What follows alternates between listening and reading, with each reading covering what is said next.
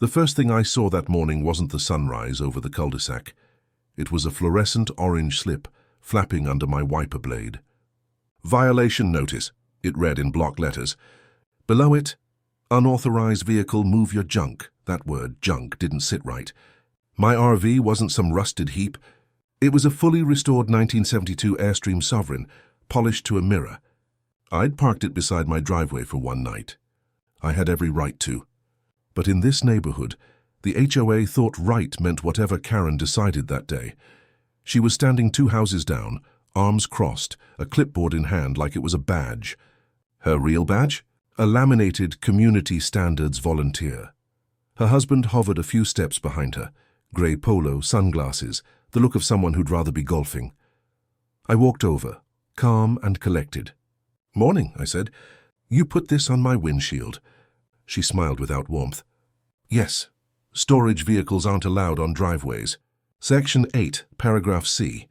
I'd read the bylaws before buying here. I knew that rule. More than 72 hours, not overnight. I'm heading out tomorrow," I said evenly. "This isn't storage. It's prep," her lip curled. "We'll see what the board says." She scribbled something on her clipboard. Her husband shifted uncomfortably. That's when he looked at me, really looked. His face changed. "Wait," he said. You're law enforcement?" I didn't confirm or deny. The ID tag on my jacket had caught the light. Department of Environmental Compliance, the State Division. I wasn't a cop, but I did issue citations. The kind that could freeze a construction project or fine a development 6 figures for boundary violations. Karen's smirk faltered. "That's nice," she said. "Still, rules are rules," I gave her a polite nod. "Absolutely. You might want to reread them." I drove the RV to the corner lot that night, parked under a streetlight, and watched from my window as she made another loop, snapping photos with her phone, documenting my infraction. I hit record on my dashcam the next morning. Another slip appeared, same handwriting, same tone. But this time, someone had smeared a line of bleach across my concrete where the RV tires had rested. The smell was sharp, intentional. That was the first escalation. I pulled up the security feed from my Ring cam. At 1:12 a.m., I caught a figure in a floral robe walking up my driveway with a gallon jug. I didn't confront her. I downloaded the clip, saved the timestamp, and added it to a folder labeled HOA activity. By the weekend, 3 more letters arrived, fines totaling $600. Each one cited vehicle nuisance and property devaluation. No signatures, just HOA enforcement team, which was funny because there was no team, just Karen. So I did what I do best, research. I pulled the county plat map and cross-checked property lines. Turns out the strip of land where I'd parked my RV, 3 feet from my driveway, was technically public right-of-way, not HOA controlled. I printed everything. Bylaw excerpts, property records, time-stamped footage. I made a binder. Monday morning, I slid it into a messenger bag and walked to the next board meeting. Karen was already there, setting out paper cups and store-bought cookies like she owned the place. Her husband avoided my eyes. "Mr. Hale," she said in that sing-song voice people use when they think they're above you. "You're here about your citation?" I set the binder down with a soft thud. "I'm here about your authority or lack of it." The room went still. I opened to the first page, a highlighted section of the HOA charter. Only vehicles parked beyond 72 hours are considered violations. My RV was present for 23. Flip next page, county plat map. This, I traced the dotted line with a pen, is a public right-of-way, not HOA property, which means your fine is void and your bleach stunt? Trespassing. Karen's husband's face went pale again. He muttered, "Karen." But she doubled down. "You can't threaten the board." "Not threatening," I said evenly.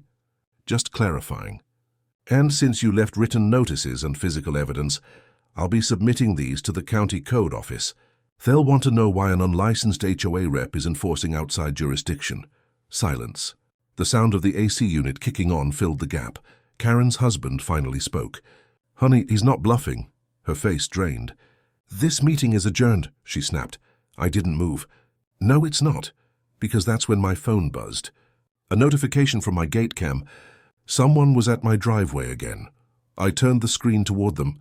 Live feed showing Karen's friend, another board member, taking photos of my property. I looked back at the room. Looks like this isn't over.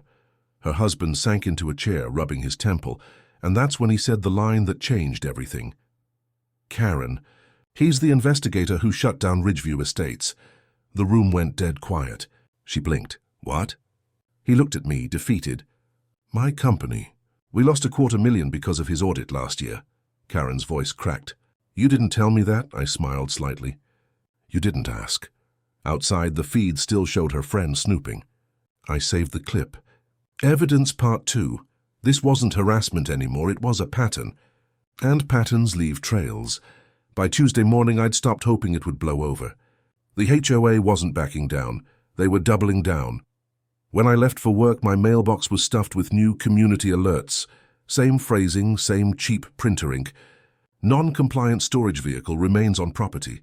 They even attached photos, close-ups taken from my side yard. Someone had crossed the fence line. I checked my cameras again. 2 clips stood out, 10:42 p.m. and 11:08 p.m. Both showed the same person creeping along my fence in a reflective vest. She wasn't subtle. She paused to snap pictures, flash bouncing off my window glass. I recognized the shoes first. White New Balance, the HOA uniform. This time I didn't just download the footage. I mirrored it to a private cloud, created a digital chain of custody log, and forwarded copies to myself with UTC timestamps. I'd built cases before, environmental violations, illegal dumping, but this one was personal. By nightfall, I'd installed a GPS tag inside the RV's rear compartment. Not because I thought they'd steal it, because I wanted proof if they moved it. It was a $25 AirTag clone, disguised as a tire pressure monitor. At 3:17 a.m., it pinged. The map showed my RV had shifted less than 2 feet, but enough to cross the property line marker into the HOA's claimed jurisdiction. A perfect setup for another fine. I jogged outside, barefoot, flashlight cutting across the dark. The air was cold, damp. My RV's hitch was still warm. Someone had just touched it. I walked the gravel edge and found the culprit. Fresh drag marks and a broken bungee cord still hooked to my front gate. They'd tried to tow it, probably by hand, to reposition it across the boundary. I took photos, every angle, every footprint. Then I went back inside and typed a quick email to the county sheriff's community deputy. Possible tampering with registered vehicle, video attached. By sunrise, he called me back. Got your clips, Mr. Hale, I'll send someone by. The deputy, Sanchez, showed up within the hour. Level-headed guy, late 30s, the kind who notices tire tread and camera angles before he asks questions. We reviewed the footage on my laptop. Looks like someone tried to create evidence of a violation, he said. Exactly. Manufactured non-compliance, I replied. He smiled at the phrasing. You've done this before. Investigations. Different department, same game. He nodded. I'll write up a report. Do you mind if I run the tags on that car parked by your curb in the video? I didn't. The result came back under a name I recognized, another HOA board member. By evening, I had everything catalogued, timestamps, sheriff's report number, GPS pings, photos, videos, property plat, HOA charter excerpts. Every piece lined up like dominoes. Still, Karen didn't stop. That night, she sent a mass email to the neighborhood listserv titled Urgent Unsafe Property Conditions. She attached pictures of my RV, taken at odd angles, zoomed close to make it look decrepit. Beneath it, she wrote, "We will take corrective action if this persists." It wasn't just harassment anymore. It was defamation. So I called an old contact, Mark, a real estate attorney I'd worked with during an environmental compliance audit 2 years back. He specialized in property rights and HOA abuse cases. He laughed when I told him the story. You've already got half my job done. When's their next meeting? Thursday night. Perfect. Don't argue. Just listen. Record everything. When Thursday came, I arrived early. The meeting was in the clubhouse, fluorescent lights buzzing overhead, folding chairs lined up in neat rows. Karen was already there, surrounded by her little court, clipboard women and one nervous treasurer pretending to be invisible. She glanced at me, stiffened, then started the session like nothing had happened. First on the agenda, she said, property compliance updates. My name came up second. She started reading from a printed statement, half true, half fiction. Resident at Lot 34 continues to disregard community guidelines regarding vehicle storage and property aesthetics. I let her finish. Then I stood. "Madam Chair," I said, "I'd like to enter evidence into the record." I set down a thick folder, photos, GPS logs, the sheriff's report, and 2 pages of county bylaw definitions. The treasurer blinked. What is this?" "Documentation," I said, "showing your officers trespassed, vandalized, and falsified citations." Karen tried to interrupt, but I hit play on a small speaker. The audio filled the room, Sanchez's calm voice from my porch camera. "Yep, looks like they tried to move your RV to fake a violation." The silence was heavy. You could hear the paper cups creak in people's hands. Karen's husband stared at the floor. Someone in the back whispered, "Oh my God." I slid a single sheet across the table. "That's your jurisdiction map, per county records. Notice the dotted line. Everything past that point belongs to the city. Your HOA bylaws don't apply there." One of the board members cleared her throat. "Karen, is that true?" Her mouth opened, then closed. I looked around the room. "You accused me of non-compliance. You trespassed on public property. You tampered with a registered vehicle. And now you've broadcast false claims to this community." I didn't raise my voice. I didn't need to. Proof carries its own weight. Karen pushed back her chair. "This meeting is over." "No," said the treasurer quietly. "This time it's not." Because in that moment, Deputy Sanchez stepped through the doorway, hat in hand. "Evening, folks. Just wanted to drop off that formal report you requested." He set a folded paper on the table, official county letterhead. Karen's face turned the color of chalk. He nodded toward me. "Mr. Hale, you'll get your copy tomorrow." "And Ms. Bowers?" He looked right at her. "You'll want to contact your attorney." The room erupted in murmurs. Karen didn't speak. Her husband didn't look up. I just said, "Thank you, Deputy," gathered my binder and walked out. Behind me, someone whispered, "She's finished." But I knew better. People like Karen never quit quietly, and I was right. Because that night, my phone pinged again. Motion detected backyard gate, and the figure on camera this time wasn't Karen, it was her husband. He stood at my gate for a long moment, phone in hand, shoulders tight. The motion light caught the silver in his hair and the sweat on his forehead. He wasn't holding a clipboard, he was holding an envelope. I opened the door before he could knock. "Evening," I said. He startled, almost dropped the envelope. I didn't mean to bother you." "Then you shouldn't be here at midnight." He looked down at his shoes. "You're right." Then he held out the envelope. She's going too far. I thought you should see this." Inside were 6 printed emails. Karen's messages to the other board members. The subject line on the first one, "Plan B, make his life miserable." I read them all standing in the doorway. She'd coordinated the bleach incident. Ordered the photos. Even suggested towing the RV just enough to cross the line for documentation. Every message was dated, signed, and traceable. When I looked up, the man was staring at the street. "She's not listening to me anymore," he said. "She thinks she's protecting the neighborhood. But she's going to destroy it." I nodded slowly. "So you did the right thing bringing this to me." He exhaled, shoulders sagging. "What are you going to do?" "Finish the job." The next morning, I forwarded the emails to my attorney, Mark. He nearly laughed over the phone. "This is gold. They've put their conspiracy in writing. Do you realize this isn't just an HOA issue anymore, right? This is civil liability. Harassment, defamation, trespass, possible fraud. We prepared a summary complaint attaching everything, videos, logs, GPS data, and the emails. Then Mark made a suggestion I hadn't expected. "Before we file," he said, "give them one last chance. Call for a full community meeting. Let the neighbors see what's been happening. Sunlight's the best disinfectant." I liked the sound of that, so I sent a polite, professional email to the entire HOA listserv. Subject, clarification and documentation, RV citation dispute to all residents. I will be presenting evidence regarding recent enforcement actions and board conduct at an open meeting this Friday evening. Attendance is encouraged.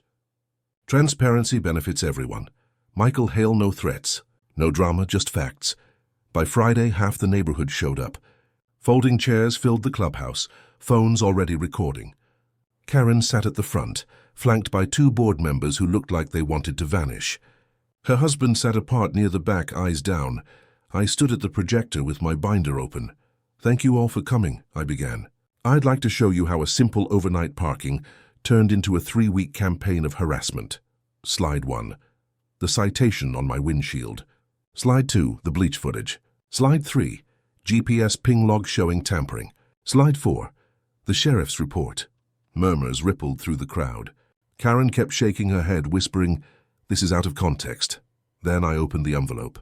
These are internal HOA emails provided by a board member. Dated, time-stamped, and verified. Her face froze when her own words appeared on the screen. "We'll move it ourselves if he doesn't comply. The bleach should leave a message. Make his life miserable until he sells." The room went silent. Someone in the back gasped. Karen's voice cracked. "You can't prove those are mine." Mark, standing by the side wall, spoke up. "Already verified with the service provider. Headers match your account." Then came the twist, the part even I didn't see coming. Deputy Sanchez, who'd been quietly sitting near the exit, stood and held up a small flash drive. "For the record, the county attorney's office has requested these materials. We'll be reviewing potential criminal charges under Title 14, unauthorized use of enforcement authority." Karen blinked, confusion to panic in 3 seconds flat. "Criminal what?" Sanchez nodded. "Impersonating code enforcement. That bleach stunt counts as property damage. You'll get official notice soon." She started to protest, but the treasurer stood. "Enough. I move for an immediate vote of no confidence in the current HOA chair." Hands shot up. Half the room, then 2/3. No one opposed. Just like that, Karen was done. Her husband didn't gloat. He just looked relieved. By Monday, she'd resigned. The fines were rescinded, and the HOA charter was under full county audit. A week later, I hitched the Airstream and drove it out of town for a long weekend. As the highway opened up, sunlight flashed off the polished aluminum, clean and unbothered.